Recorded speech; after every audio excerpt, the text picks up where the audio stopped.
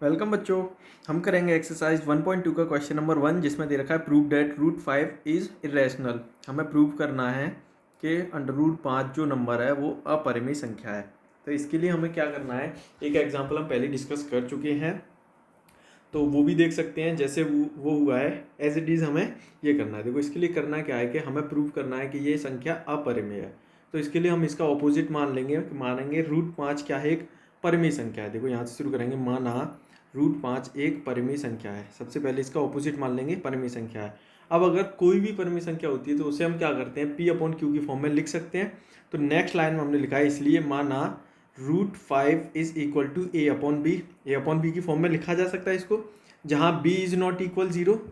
ये कंडीशन होती है इंटीजर्स में, ठीक है। तो यहाँ देखो A और B क्या है, पूर्णांक है, इंटीजर्स हैं, तथा A, B में एक के अतिरिक्त कोई वैनिष्ट गुणनखंड नहीं है। इस लाइन का क्या मतलब, देखो A और B में अगर आप कुछ भी कॉमन देखोगे तो कॉमन आएगा 1, उसके अलावा और कुछ कॉमन नहीं आएगा। ऐसे नंबर्स जिनमें एक कॉमन आता है, ओनली 1 कॉमन आता है, उन्हें को प्राइम नंबर्स या सहअभाज्य संख्याएं कहते हैं, ठीक है। तो ये सहअभाज्य संख्याएं हैं दोनों A और B। तो अब देखो, अब हम क्या करेंगे, रूट 5 बराबर A/B ये दे रखा है। अब इसको क्या करेंगे, B का रूट 5 से मल्टीप्लाई हो जाएगा, दूसरी तरफ जाएगा तो यहाँ से A की वैल्यू हम निकाल लेंगे। तो यहाँ से A इज इक्वल टू आएगा रूट 5B। अब हमें क्या करना है, दोनों पक्षों का वर्ग करने पर स्क्वायर कर देंगे। तो ये होगा A का स्क्वायर, रूट 5 का स्क्वायर होता है 5, B का स्क्वायर होगा B स्क्वायर। इसको बना दो इक्वेशन नंबर 1। अब देखो, इस 5 को अगर इस तरफ ले जाओगे तो A में डिवाइड होगा, इसका भाग जाएगा, ठीक है। इसका मतलब है A स्क्वायर 5 से विभाजित हो रहा है। अगर A स्क्वायर 5 से विभाजित हो रहा है तो A भी 5 से विभाजित होगा। ये अपनी थ्योरम दे रखी है हमें। तो हम लिखेंगे समीकरण 1 से पता चलता है। अब देखो समीकरण 1 से क्या पता चलता है, A स्क्वायर 5 से विभाजित है, ये पता चल रहा है। 5 का भाग जा रहा है A स्क्वायर में। अगर A स्क्वायर 5 से विभाजित है तो A भी क्या होगा, 5 से विभाजित है, 5 से विभाजित होगा। A भी 5 से विभाजित होगा। इसको बना दो equation number 2। This is our second equation. Now next step is, equation first क्या बनी है, A square is equal to 5B square. तो यहाँ से हम मानेंगे कि, अब माना क्या मानेंगे, देखो A बराबर कितना दे रखा है, यहाँ पर 5 दे रखा है ना।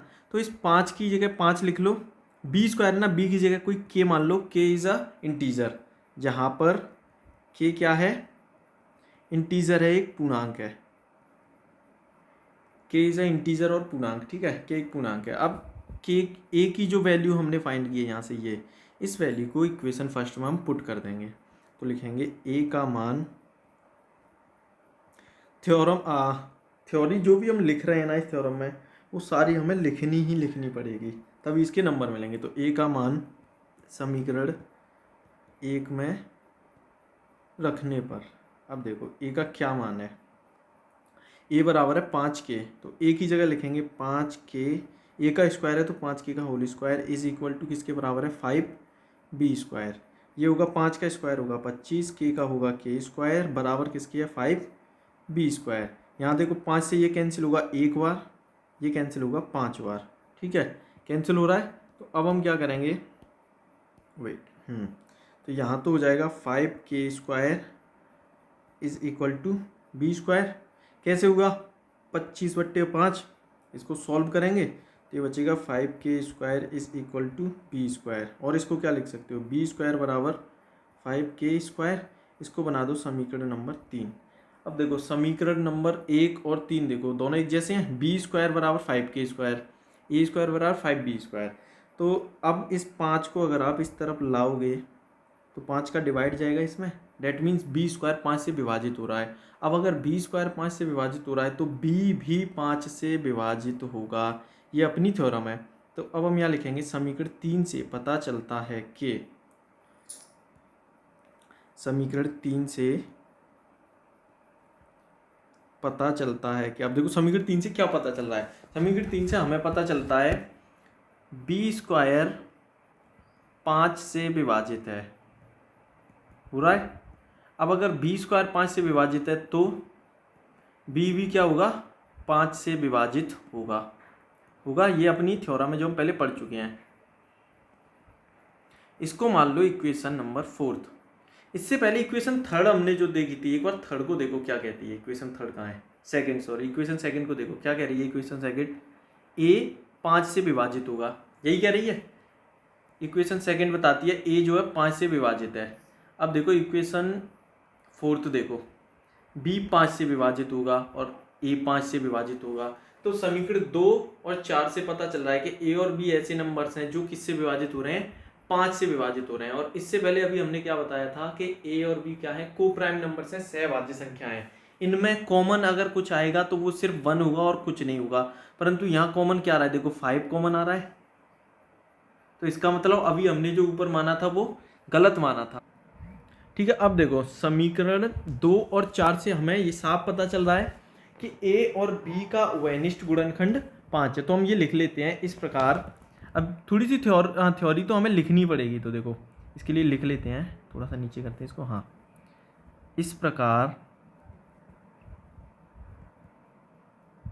समीकरण 2 व 4 से पता चलता है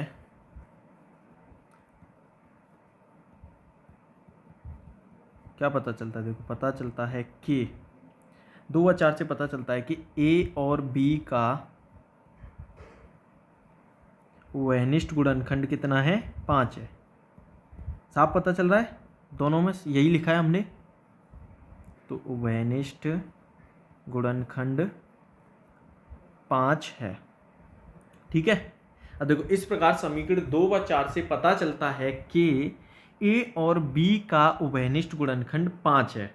ठीक है, दोनों समीकरण यही बताते हैं। देखो समीकरण 4 में लिखा है बी 5 से विभाजित होगा। ठीक है, और देखो ऊपर देखो कहाँ है, ये रहा, ए 5 से विभाजित होगा। तो दोनों समीकरण क्या बताते हैं, ए 5 से विभाजित होगा, बी 5 से विभाजित होगा। तो हमने इसको लिख लिया कि इस प्रकार समीकरण 2 व 4 से पता चलता है कि ए और बी का उभयनिष्ठ गुणनखंड 5 है। अब देखो जो कि हमारी कल्पना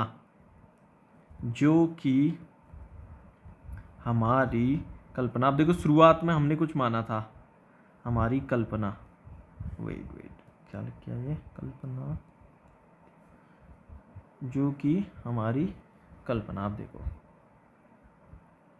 फुल कर लेते हैं इसको। हाँ, जो कि हमारी कल्पना। अब हमने क्या माना था शुरू में कि ए और बी में एक के अतिरिक्त कोई और उभयनिष्ठ गुणनखंड नहीं है, यही तो माना था हमने। तो हम लिखेंगे जो कि हमारी कल्पना ए और बी में एक के अतिरिक्त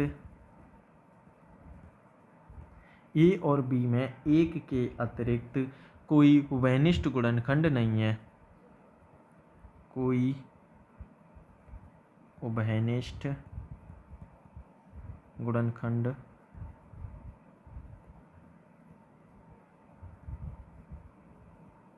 नहीं है।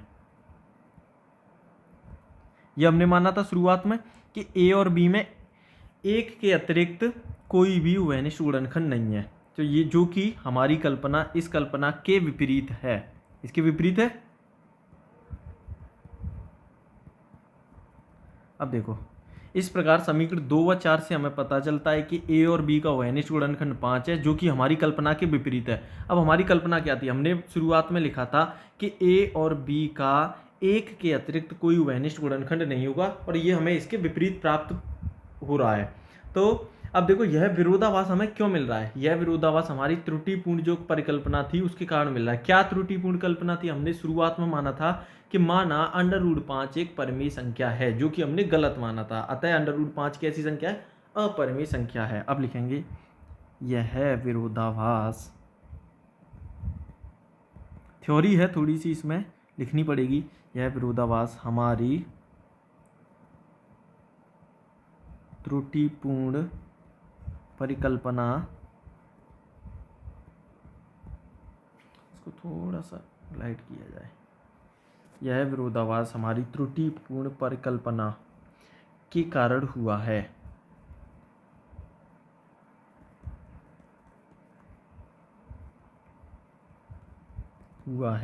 देखो यह विरोधाभास हमारी त्रुटिपूर्ण परिकल्पना के कारण हुआ है कि त्रुटिपूर्ण परिकल्पना क्या थी, वह थी कि √5 एक परिमेय संख्या है। हमने शुरुआत में यही माना था ना, √5 एक परिमेय संख्या है, ये हमने माना था। यह विरोधाभास हमें इसलिए मिल रहा है क्योंकि हमने शुरुआत में एक परिकल्पना की थी कि √5 एक परिमेय संख्या है, जो कि गलत है। अतः √5 कैसी संख्या होगी, एक अपरिमेय संख्या होगी। √5 कैसी संख्या होगी, अपरिमेय संख्या है। समझ आया?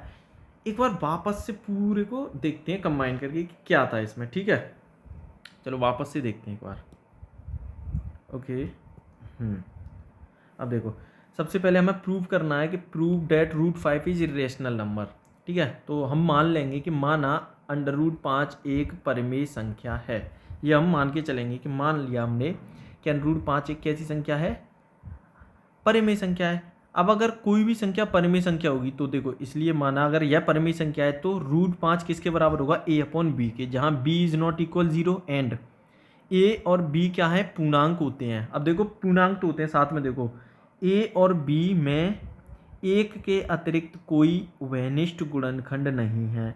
ए और बी ऐसे पूर्णांक हैं जिनमें अगर कुछ कॉमन ढूंढोगे तो वो सिर्फ 1 होगा, उसके अलावा और कुछ कॉमन नहीं होगा। ऐसे नंबर्स जिनमें कॉमन सिर्फ 1 आता है उन्हें को प्राइम नंबर्स या सह अभाज्य संख्याएं कहते हैं। ठीक है, अब देखो √5 बराबर a/b, b का इधर मल्टीप्लाई हो जाएगा तो a बराबर आ जाएगा √5b। ठीक है, अब यहां से हम क्या करेंगे, दोनों पक्षों का स्क्वायर कर देंगे, वर्क करेंगे तो ये हो जाएगा a² बराबर किसके होगा, 5b²। a का स्क्वायर होगा a², √5 का होगा 5, b का हो जाएगा b²। इसको बना दो इक्वेशन फर्स्ट। अब देखो समीकरण 1 से हमें क्या पता चलता है, समीकरण 1 से पता चल रहा है कि अगर इस 5 को आप इस तरफ ले जाओगे तो ये इसके डिवाइड में आएगा। ठीक है, तो मतलब है ये a² को विभाजित कर रहा है, तो हम लिखेंगे a² 5 से विभाजित है, 5 से विभाजित है। तो अगर a² 5 से विभाजित है इसीलिए a भी 5 से विभाजित होगा। इसको बना दो इक्वेशन नंबर 2। अब देखो नेक्स्ट क्या है, अब हम मानेंगे कि माना a बराबर 5k है। अब a बराबर, पहली इक्वेशन देखो अपनी क्या थी, पहली इक्वेशन हमारा a का मान आया a बराबर 5b²। पहली इक्वेशन आई अपनी, देखो a बराबर 5b² हमें मिला है। तो अब हम क्या करेंगे, एक अलग से एक वैल्यू मानेंगे, a बराबर मान लेंगे हम 5, b की जगह पर हम कुछ और मान लेंगे। तो हमने k मान लिया, k क्या है यहाँ पर, एक इंटीजर है, एक पूर्णांक है। ठीक है, तो यह एक पूर्णांक है, हमने ऐसे मान लिया कि क्या है, एक पूर्णांक है और a बराबर 5 के माना है। तो अब a का मान समीकरण 1 में रखने पर एक में देखो a की जगह पर 5k रख दिया, इसका होल स्क्वायर बराबर 5b², 25k² बराबर 5b²। ये 5 जो है इधर जाएगा तो डिवाइड हो जाएगा 25/5, k² बराबर b², 5k² बराबर b²। इसको लिख सकते हैं b² बराबर 5k²। अब इस 5 को अगर आप इस तरफ ले जाओगे तो इसका इसमें डिवाइड होगा। ठीक है, इसका मतलब b² भी 5 से विभाजित हो रहा है। तो देखो समीकरण 3 से क्या पता चलता है, b² 5 से विभाजित है। अगर b² 5 से विभाजित है तो b भी 5 से विभाजित होगा। ये हो गया समीकरण 4। अब देखो समीकरण नंबर 4 और समीकरण नंबर 2 दोनों को देखो। समीकरण नंबर 2 क्या कह रहा है, a 5 से विभाजित है और समीकरण 4 कह रहा है b 5 से विभाजित है। तो इस प्रकार समीकरण 2 और 4 से देखो हमें क्या पता चलता है। अब हम लिखेंगे समीकरण 2 व 4 से, कहाँ है, इस प्रकार समीकरण 2 व 4 से पता चलता है कि a और b का उभयनिष्ठ गुणनखंड 5 है। ठीक है, जो कि हमारी कल्पना के विपरीत है। अब हमारी कल्पना क्या थी, हमारी कल्पना थी कि a और b में एक के अतिरिक्त कोई उभयनिष्ठ गुणनखंड नहीं है, ये हमने शुरू में माना था। अब यह विरोधाभास हुआ क्यों है, देखो यह विरोधाभास हमारी त्रुटिपूर्ण परिकल्पना के कारण हुआ है। अब वो त्रुटिपूर्ण परिकल्पना क्या थी कि √5 एक परिमेय संख्या है। हमने शुरुआत में माना था कि मान लिया √5 एक क्या है, परिमेय संख्या है, तो हमने जो माना था वो गलत माना था। अतः √5 एक कैसी संख्या होगी, अपरिमेय संख्या होगी। आई होप सबको समझ आया होगा। इसके नेक्स्ट क्वेश्चन ट्राई करिए और नेक्स्ट वीडियो में हम इसके और भी सॉल्यूशन अपलोड कर देंगे, क्वेश्चन नंबर 2, 3 जितने भी उन सब के।